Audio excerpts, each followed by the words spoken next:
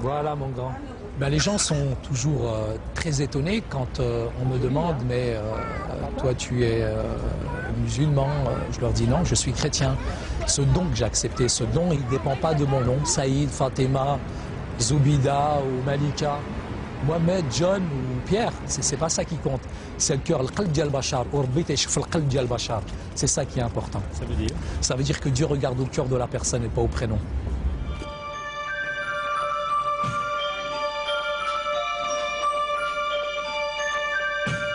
Par amour pour nous et pour toute l'humanité, il a décidé un jour de s'humilier, de quitter son royaume, de gloire et de paix, lui le roi.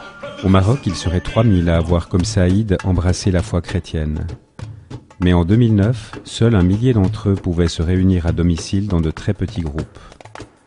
Les autres, très dispersés, n'avaient que la radio et la télévision par satellite pour nourrir leur foi. En décembre 2009, peu après la nomination de 2 musulmans radicaux au ministère de la Justice et de l'Intérieur, les ennuis ont commencé. Plusieurs étrangers, dont un couple de Suisses, sont brutalement expulsés en l'espace d'une nuit. Ils ne peuvent emporter que quelques effets qu'ils entassent dans leur véhicule. Et ils sont reconduits à la frontière sous escorte policière. Cette mesure purement administrative ne correspond ni aux lois marocaines, ni aux standards internationaux en matière de justice. 3 mois plus tard, en mars 2010, 20 étrangers sont expulsés de la même manière du Maroc. Ces travailleurs humanitaires chrétiens sont faussement accusés de prosélytisme. Ils s'occupaient d'un orphelinat à 60 km de la ville de Fès où ils recueillaient des enfants abandonnés. Ils n'ont que quelques minutes pour quitter une institution qu'ils ont mis 10 ans à construire. Ils laissent derrière eux 33 enfants qui sont abandonnés pour la 2e fois simplement parce que ceux qui s'en occupent sont chrétiens. Herman Boonstra et son épouse vivaient au Maroc depuis 11 ans et avaient recueilli 8 enfants qu'ils aimaient comme les leurs. Ils ont dû les laisser sur place. La communauté internationale est abasourdie, mais impuissante à faire plier les autorités marocaines. En l'espace de 8 mois, au moins 150 chrétiens sont expulsés au nom d'une épuration religieuse. Les chrétiens marocains se sentent désormais très seuls pour affronter le vent de la persécution qui souffle. Les groupes cessent leur activité ou vivent au ralenti. Seuls environ 400 chrétiens marocains continuent d'y participer. Le royaume du Maroc a parfois été appelé le plus occidental des pays arabes, à cause de sa position géographique tout à l'ouest du monde arabe, mais aussi à cause de relations étroites avec l'Europe. Le niveau de vie du Maroc dépend directement des exportations de son agriculture par le détroit de Gibraltar. Le roi Mohamed VI a bénéficié d'une éducation occidentale. Il a su gagner la confiance des jeunes et initier un minimum de réformes.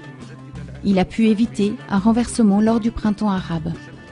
Mais le souverain marocain est aussi un shérif, un descendant direct de Mahomet, fondateur de l'islam. À ce titre, il est le commandeur des croyants, soit la quasi-totalité de ses concitoyens.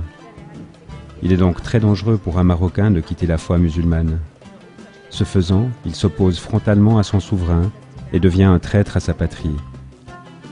Cela explique probablement pourquoi les rares voix marocaines qui s'élèvent pour dénoncer cette situation sont celles de Marocains de l'étranger.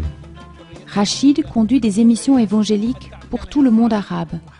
D'origine marocaine, il a adressé une lettre à son souverain, dont nous écoutons quelques extraits.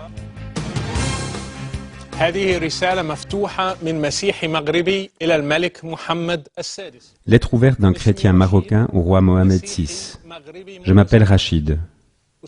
Je suis un Marocain chrétien depuis plusieurs années. J'envoie cette lettre à la lumière des événements qui surviennent dans notre pays que nous aimons, et pour exprimer les souffrances des chrétiens. Je demande que nous, Marocains, obtenons le droit de changer de religion. Je demande que nous, chrétiens, ayons le droit de posséder des Bibles en arabe. Je demande aussi que nous ayons le droit d'enseigner la foi chrétienne à nos enfants. Je demande également que nous ayons le droit de nous réunir, d'adorer et de pratiquer notre religion. J'attends également du gouvernement et des services secrets qu'ils cessent de nous harceler. Nous ne sommes en rien différents des autres citoyens, à l'exception de la foi et seulement la foi. Je demande aussi d'avoir le droit de donner des prénoms chrétiens à nos enfants. Nous ne pouvons accepter d'être forcés à leur donner des prénoms islamiques. Libérez Jama Aïd Bakrim. Il est détenu à cause de sa foi dans la prison de Kenitra depuis 2005. Prisonnier uniquement parce qu'il est chrétien. Donnez vos instructions pour nous permettre de célébrer Dieu à notre manière. Paix à tous. Oui à un Maroc juste et démocratique. Non à toute constitution qui ne respecte pas la liberté ni la liberté de religion.